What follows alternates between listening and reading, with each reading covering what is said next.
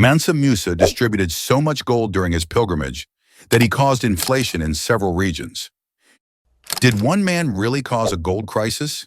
Imagine a man so rich that he gives away so much gold that it crashes entire economies. Sounds unbelievable, right?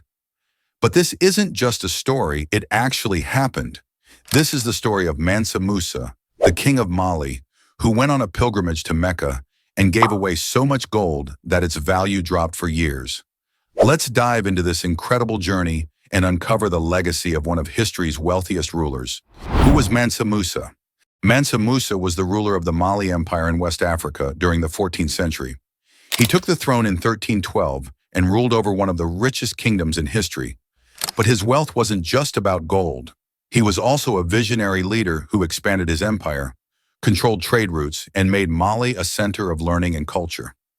During his reign, Mali had some of the richest gold mines in the world. Gold was the currency of global trade, and Mali had more of it than almost anyone else. But Mansa Musa wasn't just sitting on a pile of gold. He used it to build a legacy that would be remembered for centuries.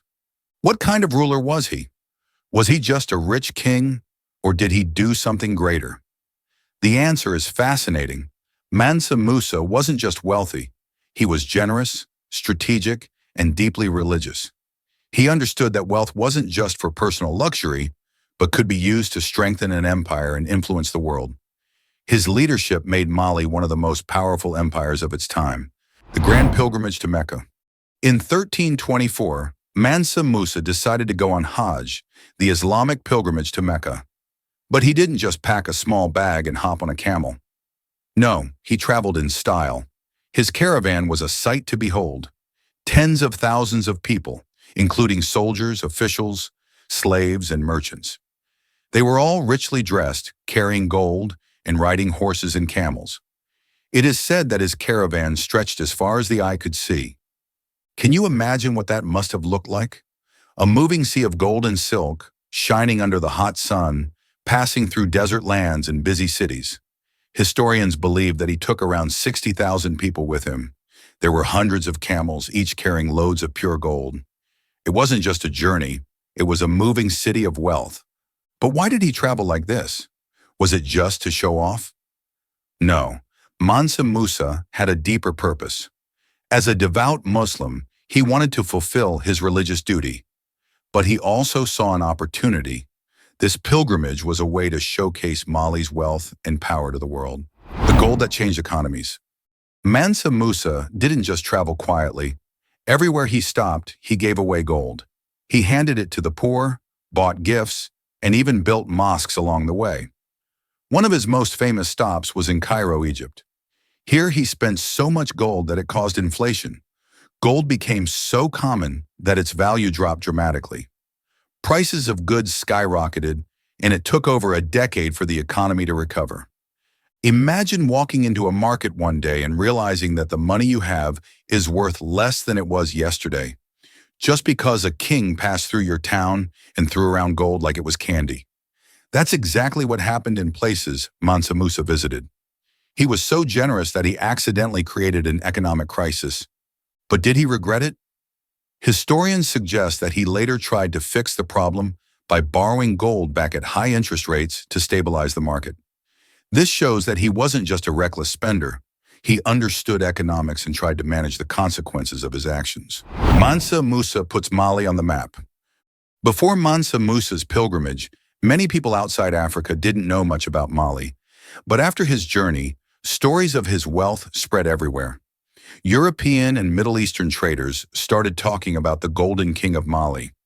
In 1375, he was even featured in the Catalan Atlas, a famous world map. In the drawing, he is shown holding a giant gold nugget and a golden crown. This was a big deal. In those times, maps were made by Europeans, and they usually only showed places they thought were important. By including Mansa Musa, they were admitting that Mali was a powerful and wealthy empire worth knowing about. What does this tell us? It tells us that Mansa Musa didn't just make an impression, he changed how people saw Africa. His wealth and influence proved that Africa had powerful kingdoms with advanced trade networks, learning centers, and architectural marvels. The Golden Age of Mali. Mansa Musa didn't just spend his gold on himself. He built cities, mosques, and schools. Timbuktu, one of the cities in Mali, became a famous center of learning. Scholars from all over the Islamic world traveled there to study at its universities and libraries. He also built the Jingureber Mosque in Timbuktu, a grand place of worship that still stands today. His investments in education and architecture helped Mali thrive long after he was gone. But why did he focus so much on education? Because he understood that knowledge is just as valuable as gold. He wanted Mali to be a place where people came to learn, trade, and grow. Can you imagine a place where scholars, traders, and leaders from all over the world came together? That's what Mali became under Mansa Musa. It was a golden age where knowledge and prosperity flourished side by side. What happened to Mali after Mansa Musa? After Mansa Musa's death, his empire continued to prosper for a while. However, over time, the empire weakened due to internal struggles, succession crises, and external invasions. The rulers who followed him struggled to maintain the same level of influence, and without strong leadership, Mali slowly declined. The once great trade routes that connected Mali to the Mediterranean and the Middle East began to suffer. Neighboring kingdoms, seeing an opportunity, launched attacks, chipping away at Mali's territory. The empire's wealth was not enough to prevent its slow downfall. By the late 16th century, the Mali Empire had significantly diminished in power, eventually being overtaken by the Songhai Empire. However, the legacy of Mansa Musa's golden age continued to influence Africa's history and the world's perception of the continent. His wealth and generosity remained legendary, making him one of the most iconic rulers in history. Was Mansa Musa the richest man ever?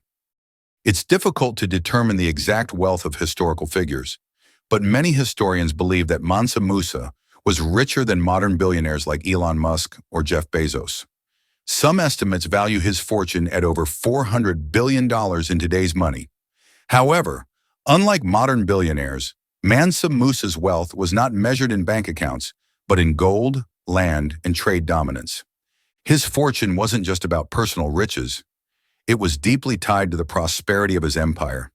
He used his wealth not just for luxury, but to fund education, trade, and religious institutions. His ability to distribute gold so freely and still maintain power shows just how vast his empire's wealth truly was. What made Mansa Musa's riches even more remarkable was how he integrated his wealth into the fabric of his empire.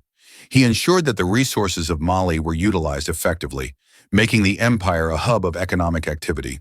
His policies boosted trade and strengthened Mali's influence across the region, making it a dominant power in Africa for years to come. The legacy of Mansa Musa.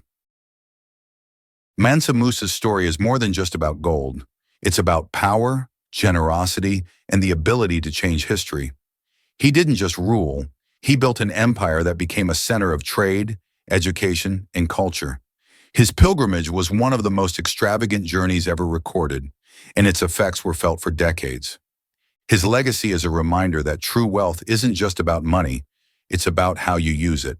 Mansa Musa used his riches to educate his people, spread knowledge, and shape the history of Africa and beyond.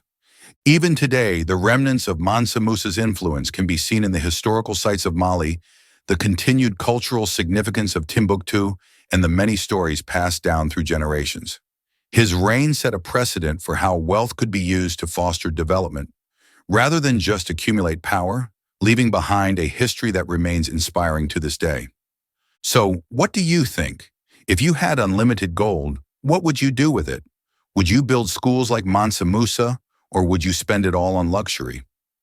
Let us know in the comments, and if you enjoyed this video, don't forget to like, share, and subscribe. See you in the next one.